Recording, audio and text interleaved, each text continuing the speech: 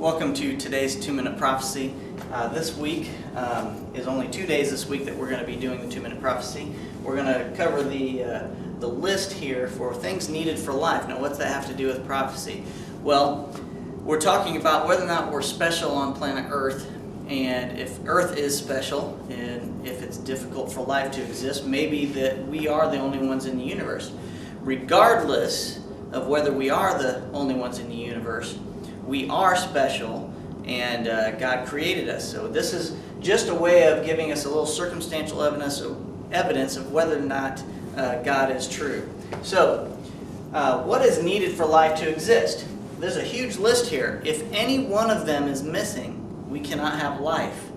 And therefore, the probability for life to exist really becomes extremely small for anywhere else in the universe. And these are absolute things we need. It's kind of like 2 + 2 = 4. It is an absolute here on this earth as it is on any other planet that might exist out there. So these are absolute truths that we need for life to exist. We need water. It has to be able to dissolve, transport things, absorb heat. That helps us monitor our temperatures here on the planet. We need a ratio of liquid water to the continents. We got to have a place to stand. That's what we need for a terrestrial planet. A place where we can live. We can't just survive in water. We need to be able to have multiple life in water and outside of water. Able to regulate temperature.